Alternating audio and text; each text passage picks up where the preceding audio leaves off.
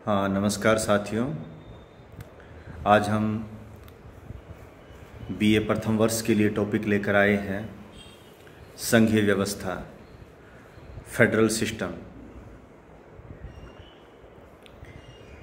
आप सभी जानते हैं कि भारत एक संघात्मक व्यवस्था वाला देश है।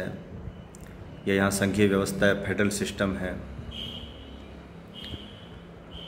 भारतीय संघीय व्यवस्था के बारे में तो आज हम नहीं पढ़ रहे हैं। बीए सेकेंड ईयर में आप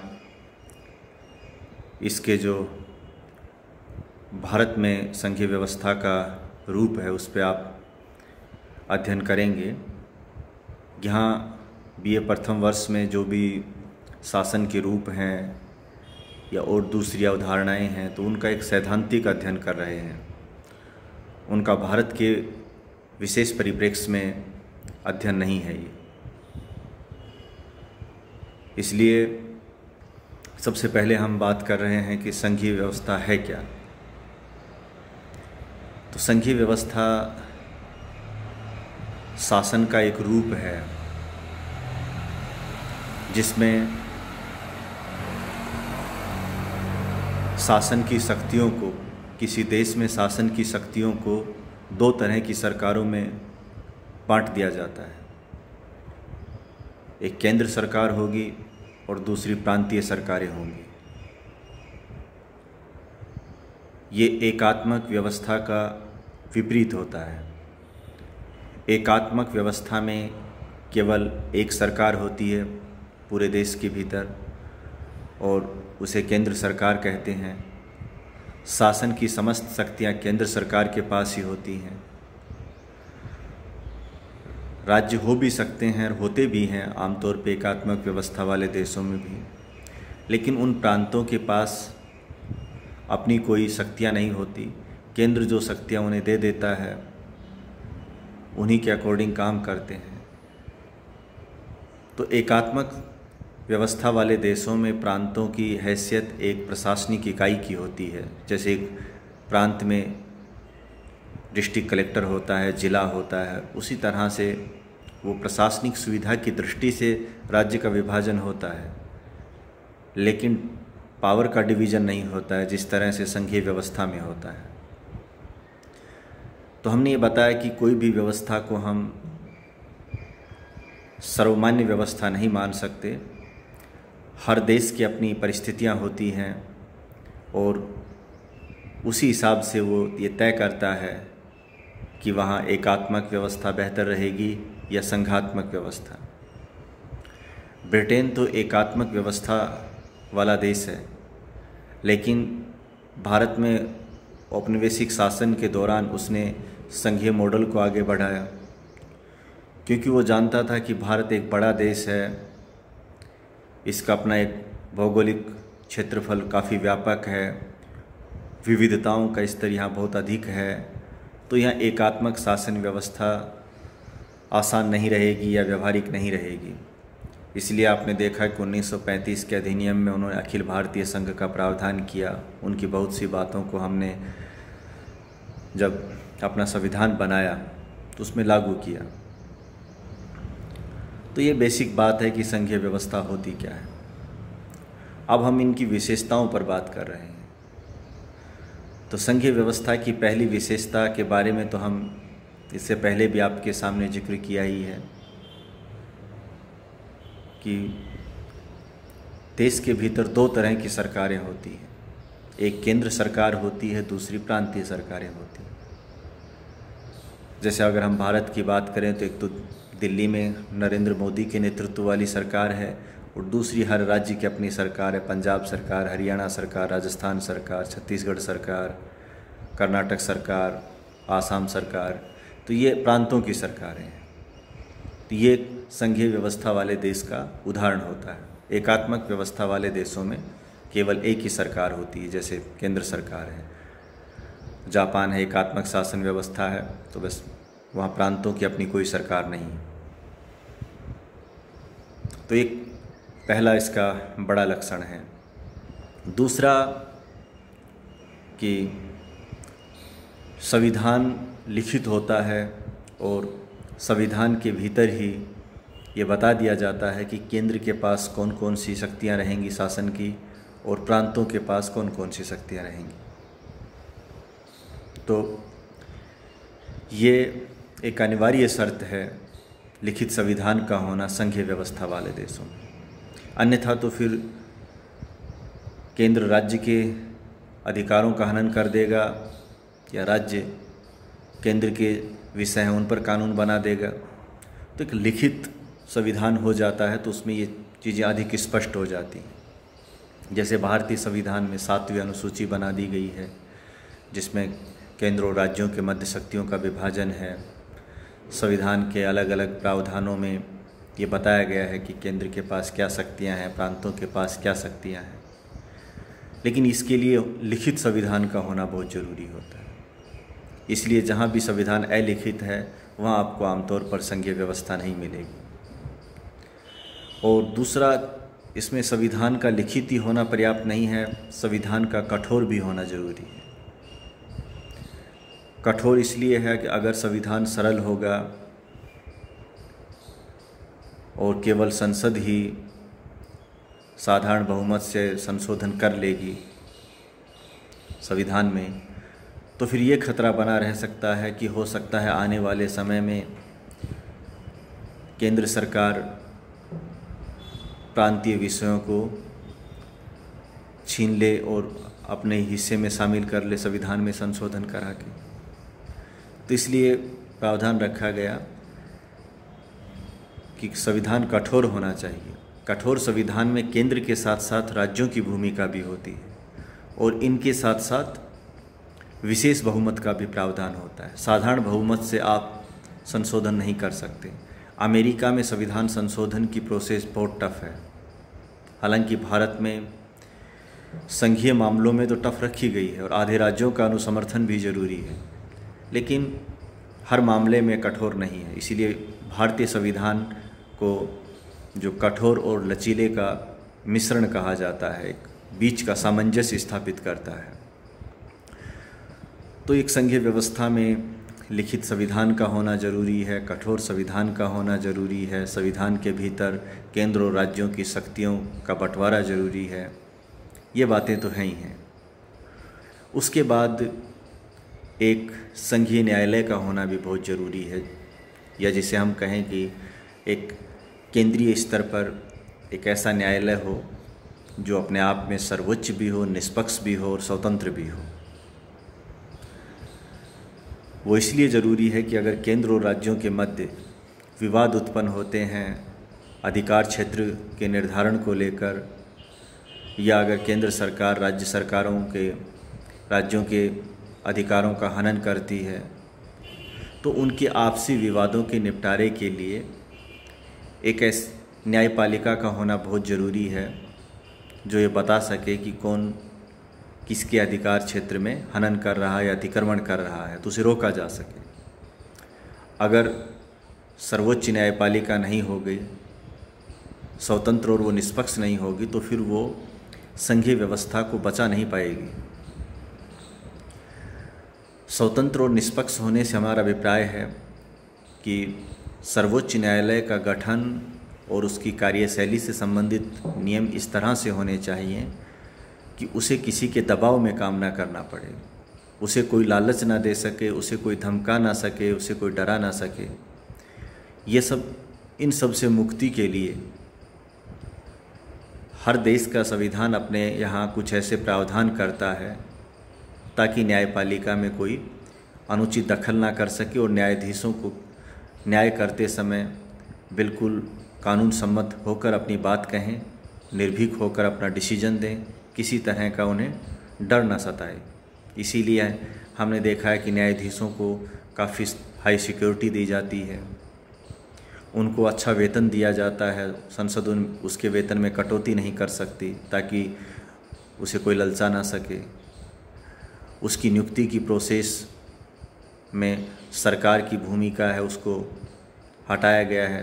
राष्ट्रपति भले ही नियुक्ति करता है, लेकिन राष्ट्रपति उसी न्यायाधीश को सर्वोच्च न्यायालय उच्च न्यायालय में न्यायाधीश के रूप में नियुक्त करता है, जिसको कोलेजियम अनुमति देता है, हटाने की प्रोसेस बहुत टफ रखी गई है। तो ये सब बातें इसीलिए की गई हैं कि वो खुलकर अपनी डिसीजन दे सके। तो ये हर देश के लिए ज़रूरी है, निष्पक्ष और स्वतंत्र सर्वोच्च न्यायालय का होना। तो ये भारत में है संघीय व्यवस्था का एक जो अहम लक्षण है, भारत में भी, और जहाँ भी संघीय व्यवस्था है वहाँ ये लक्षण मिलता है। एक अन्य जो संघीय व्यवस्था का लक्षण है वो है केंद्रीय स्तर पर जो द्विसदनात्मक व्यवस्थापिका।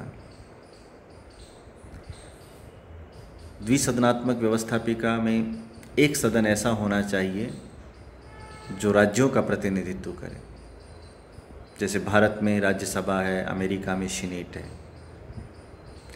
हाँ, ये भी गौरतलब है कि कहीं भी द्विसदनात्मक व्यवस्थापिका होती है वो केवल संघीय व्यवस्था को बनाए रखने के लिए नहीं होती है, उसका अपना और भी महत्व होता है।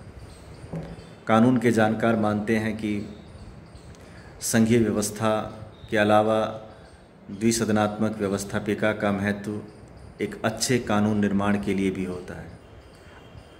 अगर एक सदन मनमानी कर रहा है तो दूसरा सदन उसकी मनमानी को रोक सके, कि दूसरा सदन विशेषज्ञों को लाने के लिए बन सके।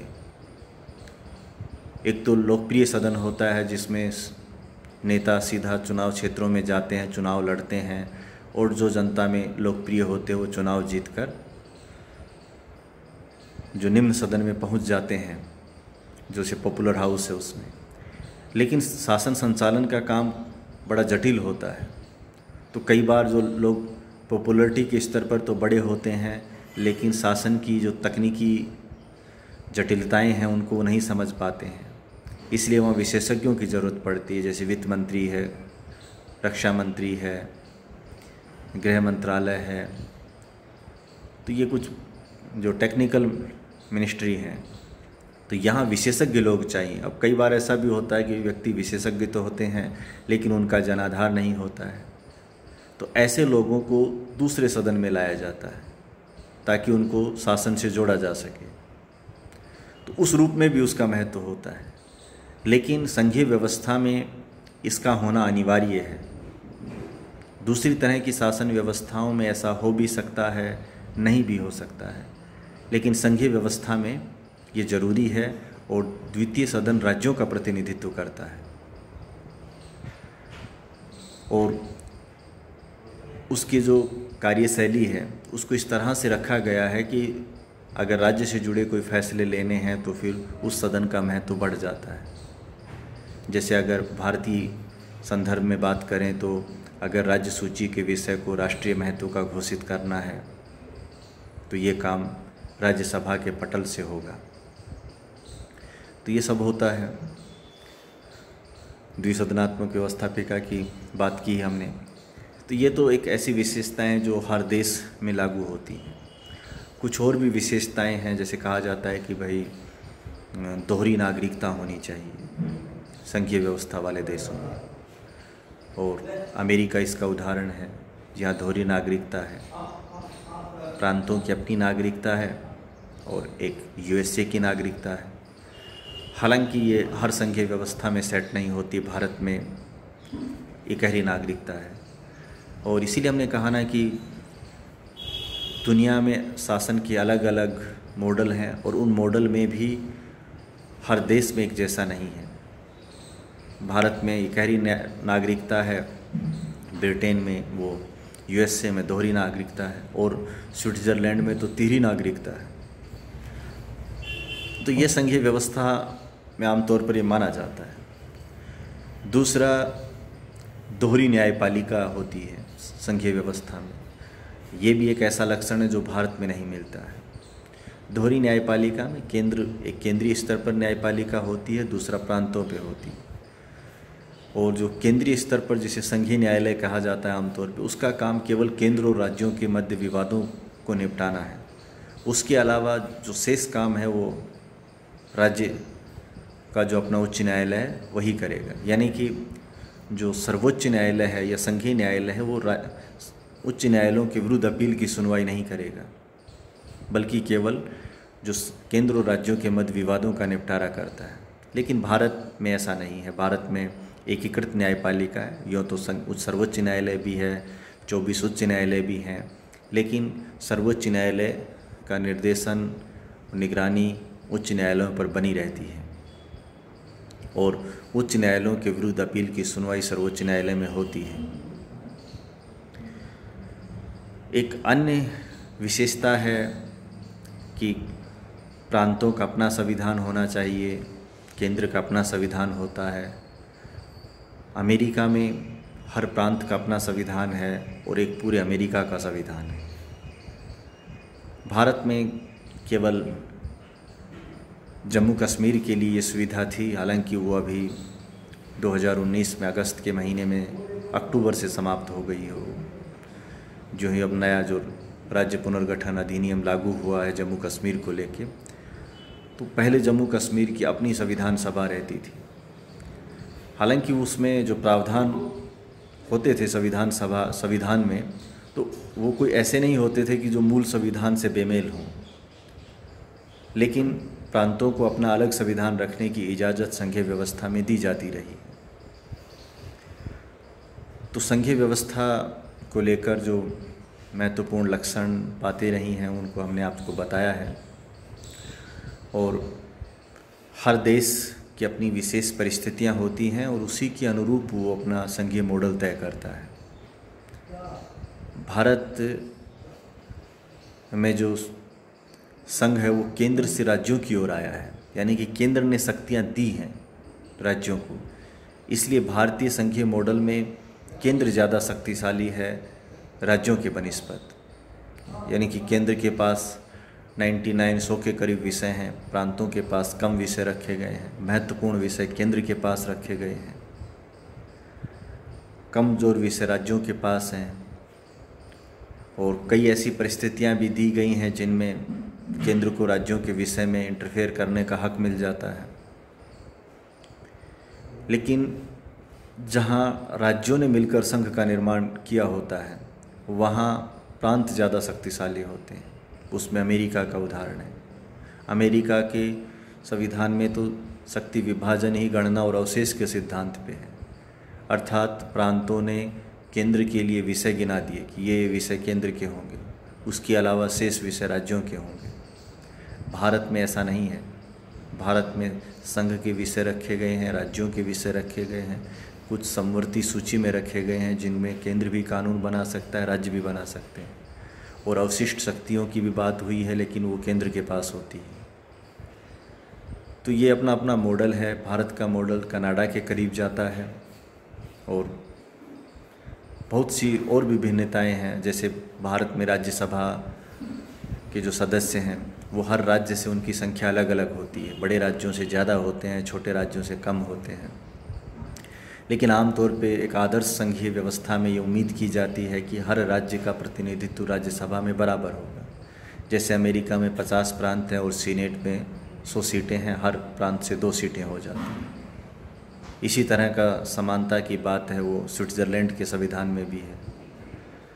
लेकिन भारत के संविधान में ये बात लागू नहीं होती है। तो हमने बताया कि हर संविधान की अपनी कंडीशन होती हैं, अपनी परिस्थितियाँ होती हैं, उसी के अनुसार वो लागू होता है। तो मुझे उम्मीद है कि आप संघीय व्यवस्था की जो बुनियादी अवधारणा है, विचार है, उसको समझ पाए होंगे। और आगे हम किसी नए टॉपिक के साथ फिर आपसे मिलते हैं। धन्यवाद।